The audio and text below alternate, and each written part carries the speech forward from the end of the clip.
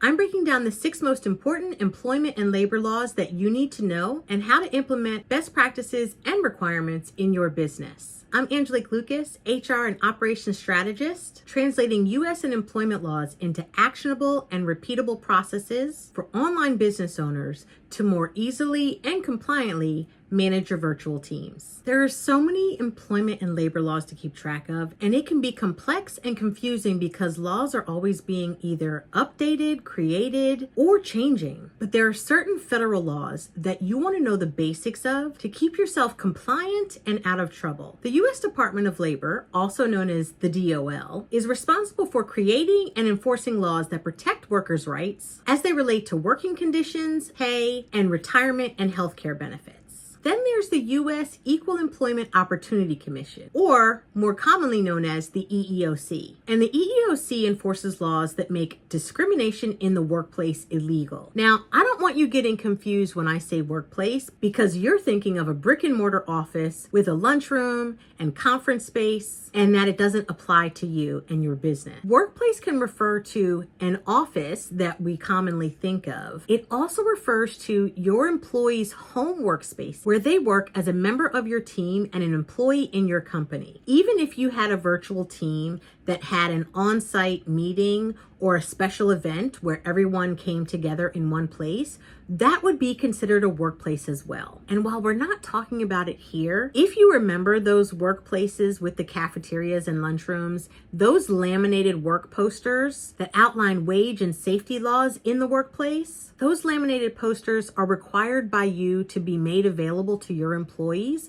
both the federal ones and for each state, online. Now that we know you're going to be tuned in and not checking out because you don't think this applies to you, I'm going to keep this as high level as possible, but letting you know the information that's applicable for your online business. Some of these laws are going to be applicable only when you've got 5 or more employees, 15 or 20 or more employees. And while this may not apply to you now in the stage of business and the size of team that you have, as you grow your team and hire your 15th or your 20th employee, this isn't the stuff that you're likely going to be thinking about.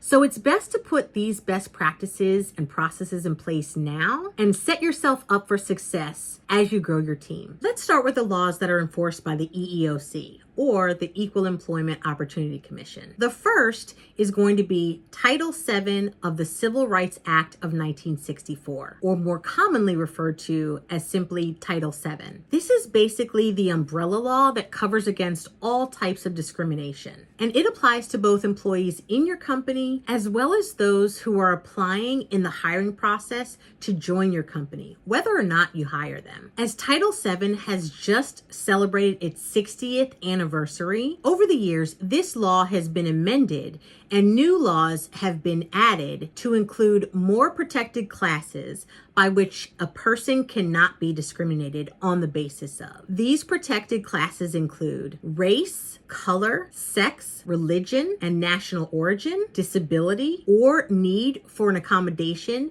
because of a physical or mental disability, age, pregnancy, childbirth, related medical conditions to childbirth or pregnancy, and genetic information, which refers to family medical history. Obviously, best practice is don't discriminate against people for any reason, whether they're applying to your company or they're employees of your company. But where you can get hung up on this is when you're thinking about maybe in the employment process, maybe you want to hire a female as your community coach because your members might be more comfortable or that person might be more sensitive to your members' concerns or commonalities. Perhaps you're thinking you want someone young with a fresh perspective because your industry is innovative and always changing. Neither of these scenarios is okay, and it's all considered discrimination. Number 2 on our list is PDA. I'm referring to the Pregnancy Discrimination Act of 1967. This law was enacted to amend Title VII to include pregnancy, childbirth, and related medical conditions, which I've already mentioned, into the protected classifications. So we're not going to spend too much time on that, but I wanted to mention it because it was a separate law enacted later after Title VII and is now included in the requirements of Title VII. Number 3 is the ADEA. That's the Age Discrimination in Employment Act of 1967. This law specifically covers discrimination against anyone at the age of 40 years or older, considered older workers. And while the ADEA is a federal law, there are states that consider this protected age group to start younger than 40. And like Title VII, it covers discrimination against all areas of hiring and employment, and specifically termination, in that there are different notice periods and documentation that you have to provide when you're terminating an older worker. Next is the ADA, or the Americans with Disabilities Act of 1990. And this law specifically states that you cannot discriminate against someone with a disability in public or in private spaces that are available to the general public. This, of course, applies to employees or those who are applying to your company in the hiring process, and you cannot discriminate against them if they disclose a disability or the need for a reasonable accommodation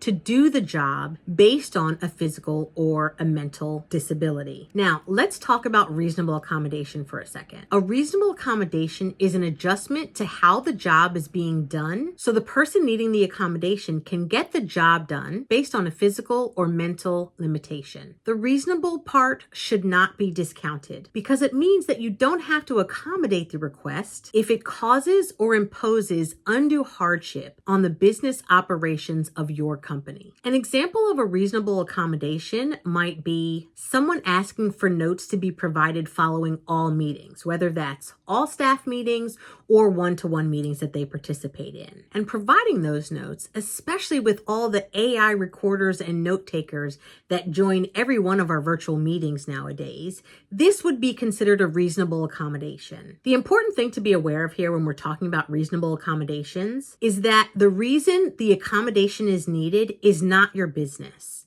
This is medical information and history that you shouldn't be asking about. What you can ask for is documentation from a medical provider or the employee's doctor outlining the accommodation needed. On January 8th, 2025, the ADA website has been updated with more ways that they can help you understand how to implement reasonable accommodations and employees with disabilities in your company. Now let's talk about the laws that are enforced by the DOL, or Department of Labor. The first and most important is going to be the FLSA, or the Fair Labor Standards Act of 1938. This is where the importance of worker classification comes into play because the FLSA establishes federal minimum wage amounts, requirements related to overtime pay rates and when and who is eligible for overtime pay, how you manage record keeping for your workers, and employment standards for children. With the FLSA, we're talking about employees versus contractors, but it goes further than just those two classifications because once we've determined that a worker is an employee, there's also whether or not they're a non-exempt or an exempt employee. And this exemption refers to whether or not they're eligible for overtime pay. A lot of times as online business owners, we think about salary versus hourly workers, and that's not really the classification to be concerned about because whether or not you pay someone salary or hourly, they can be eligible for overtime. What determines whether or not someone is eligible for overtime is based on three important factors. The first is the minimum salary that you're going to pay this person. And again, it doesn't matter if you're paying them hourly or salary, because if you're paying them hourly, you would do an average of their typical hours worked to determine what their annual salary is. And that minimum amount needs to be at a certain level in order to be considered exempt, meaning they are exempt from being paid overtime rates. The second factor to consider is the job responsibilities they have in their role in your business, meaning are they managing a specific minimum number of people or are they managing a significant area of your business operations? And the third is the autonomy they have or the independent judgment they have in their role in your business. These three factors are what determine whether or not an employee is going to be eligible for overtime pay or exempt from overtime pay. And when it comes to the DOL, you want to be thinking about everyone in your company being eligible for overtime unless you have a clear exemption and they meet these three factors, that they would then be exempt from being paid overtime. Only then would you not pay. And where this is important for you is if you have incorrectly classified an employee as exempt and they should be non-exempt, there is a good chance that you could owe back wages. And if you haven't been keeping track of their time, that number could be quite significant. So once you've determined that they're an employee, making sure that you get this exemption or non-exemption status correct is the next big thing to focus on. Now that we've talked about the FLSA, I want to talk about number 6, and that is the Equal Pay Act of 1963. And like the Pregnancy Discrimination Act was an amendment to Title VII, the EPA is an amendment to the FLSA. And this specifically discriminates against sex when it comes to pay. So really, again, just going back to Title VII, don't discriminate against somebody because of their sex, right? Easy enough. Okay, that's it. That's the end of the list of our 6 most important employment and labor laws that you need to be aware of as an online small business owner. So hopefully you'll start to put some best practices in place. If you want more information on general HR compliance for online small businesses, be sure to check out the rest of this series linked here, and stay tuned for the next video where I'll be wrapping up this series and sharing my best HR advice in 2025 for online small businesses.